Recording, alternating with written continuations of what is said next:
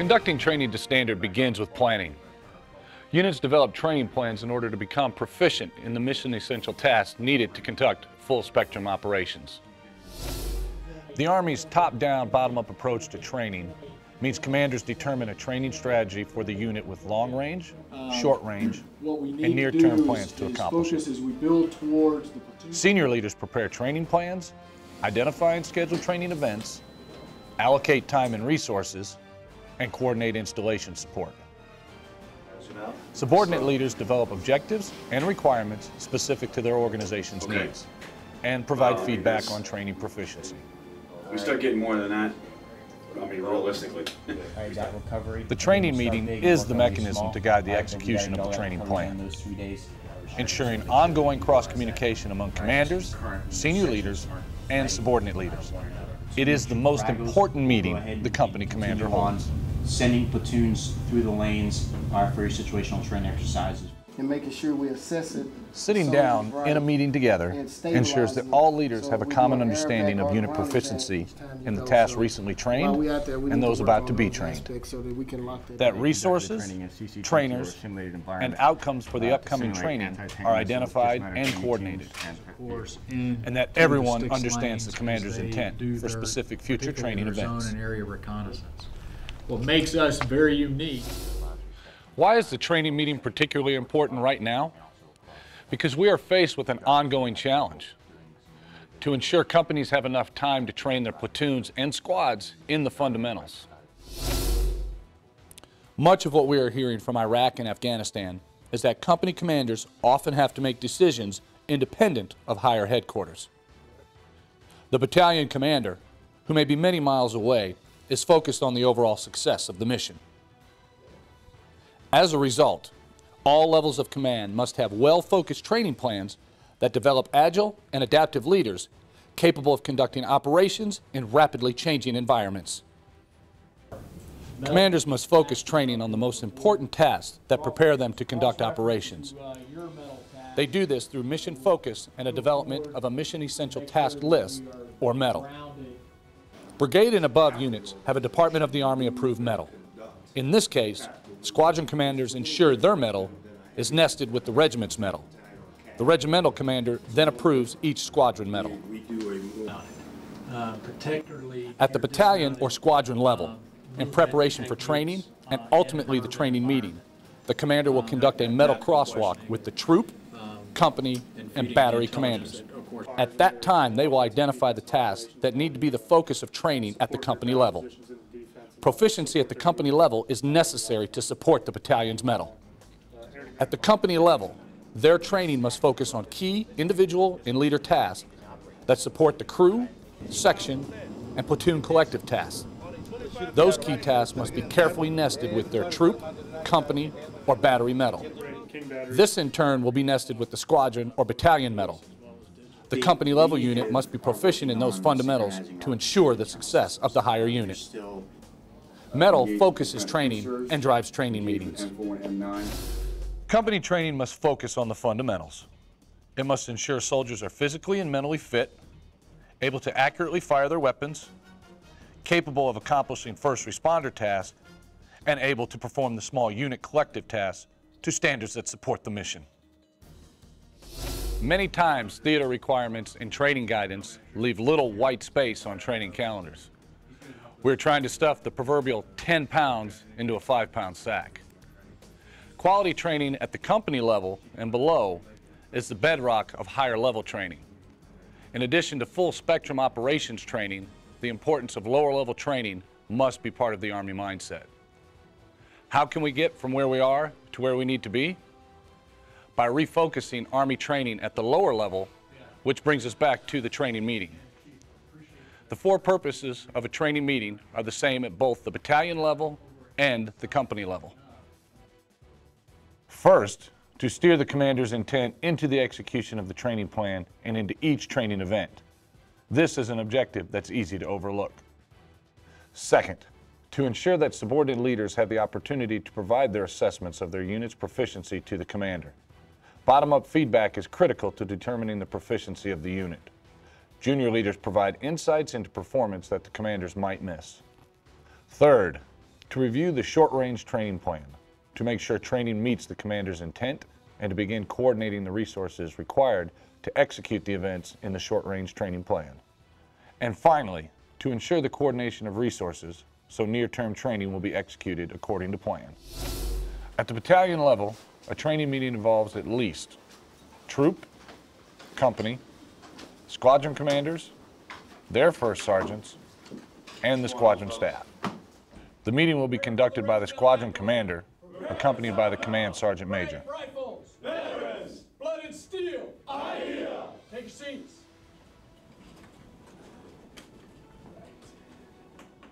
Battalions may also have to integrate task-organized company, platoon, squad, or detachment-sized units that may not be present locally.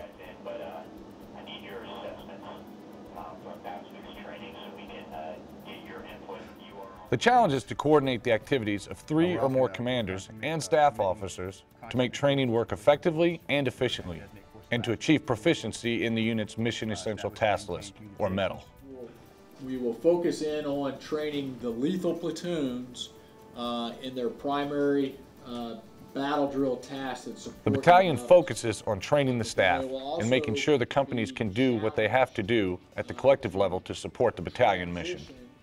Recall that there is no staff METL. The staff performs collective tasks to support the battalion's METL.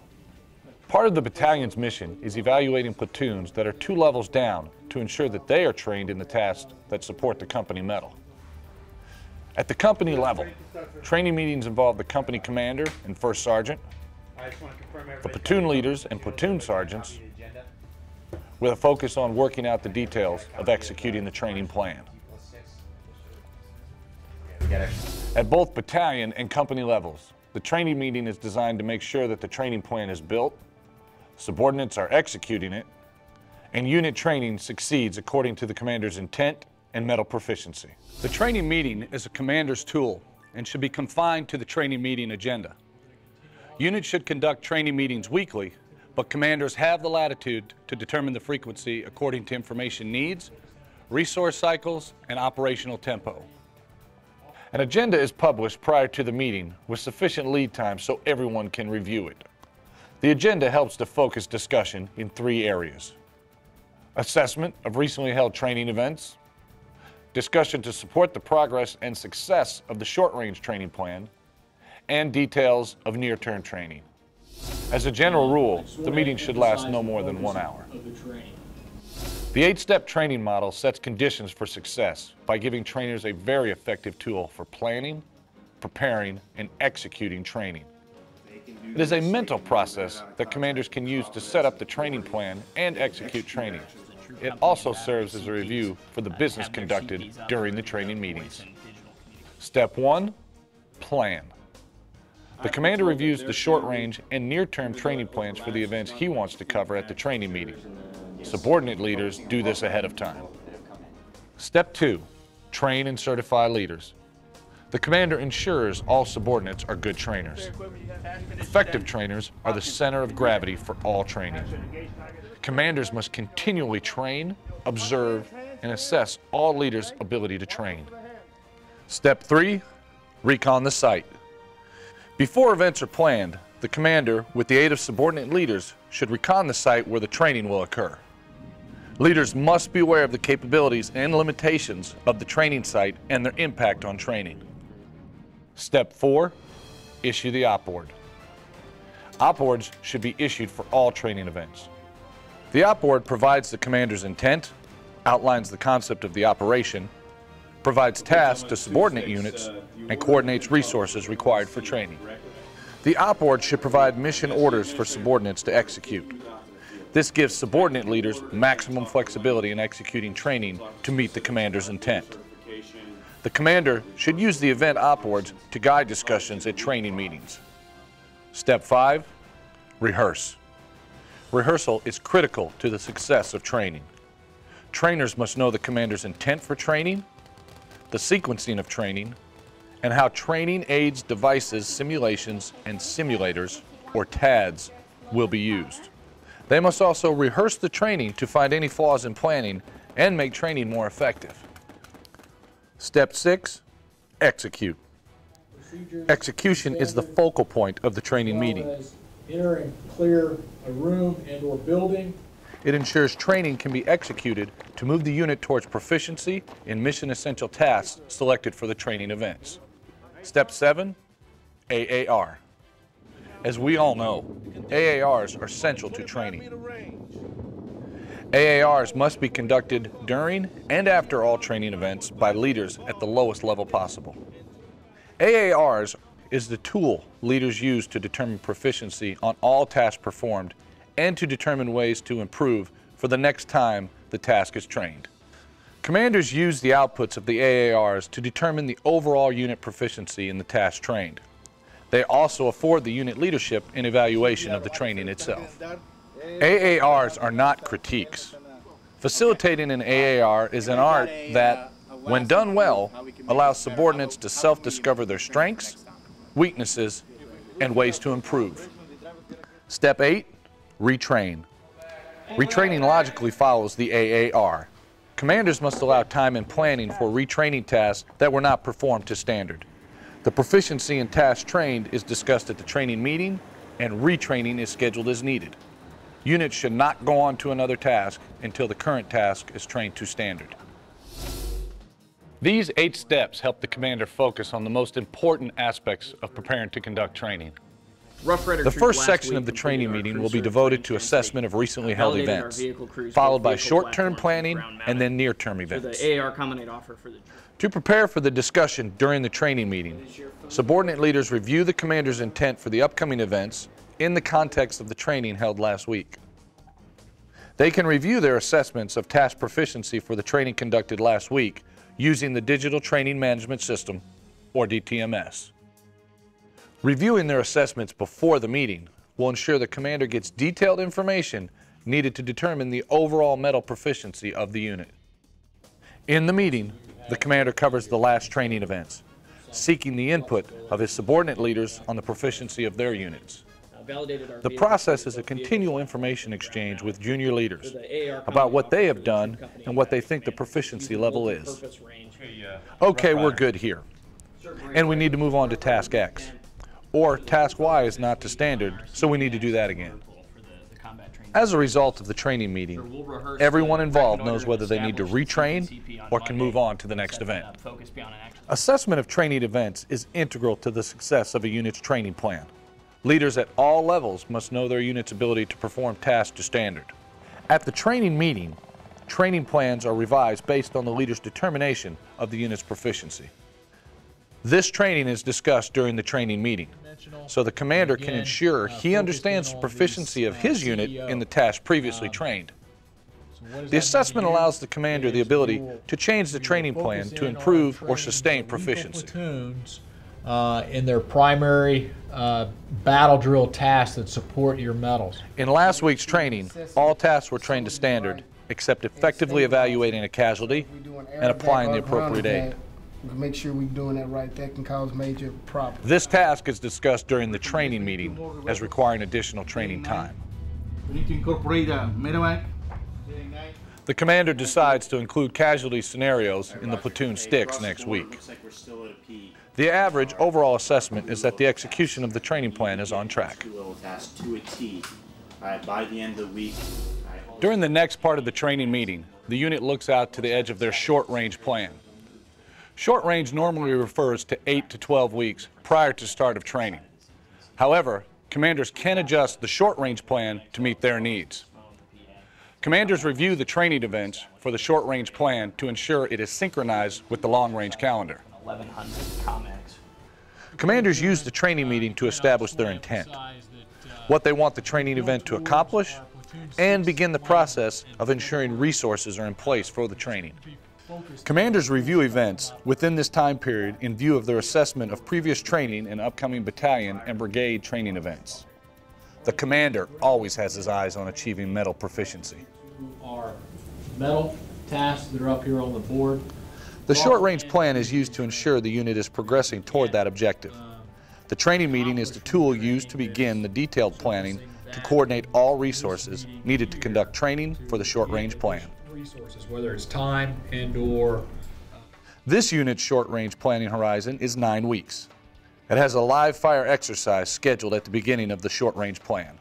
The commander's intent is established for the event, as is the concept of the operation. The leaders start filling in the details for the training event.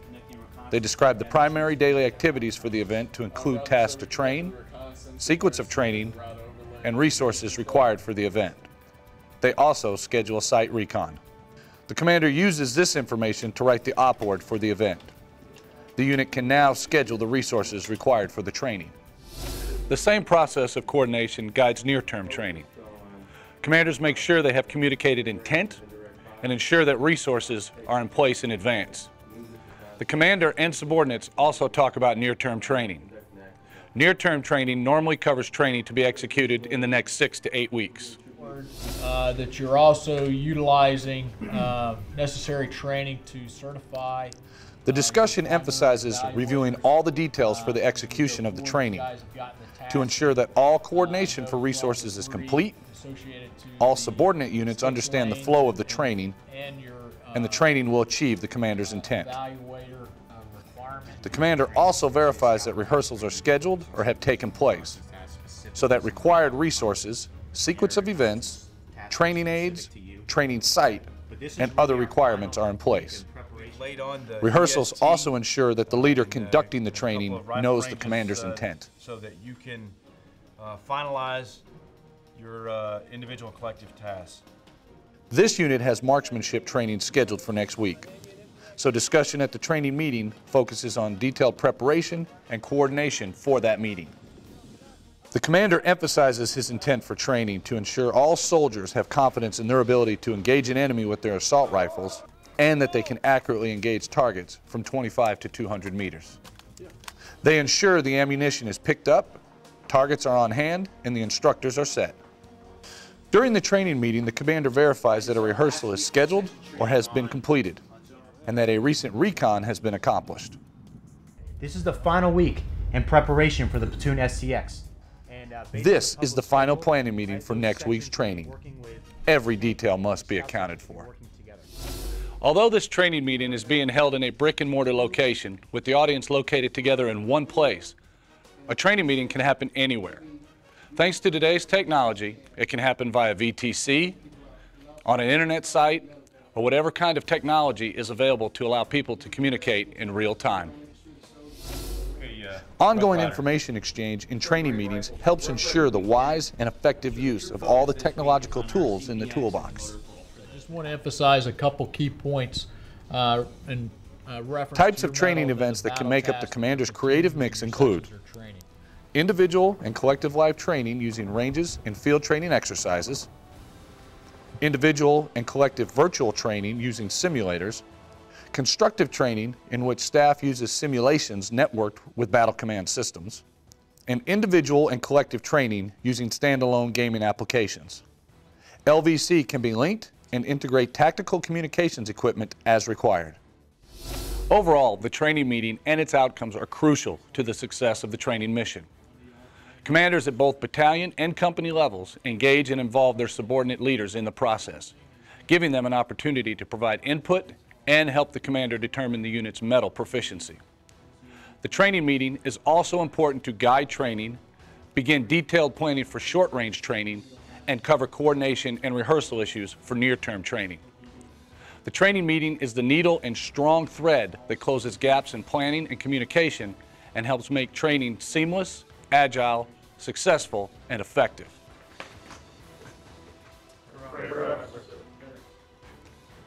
For more information about conducting training meetings, please visit the Army Training Network at https://atn.army.mil.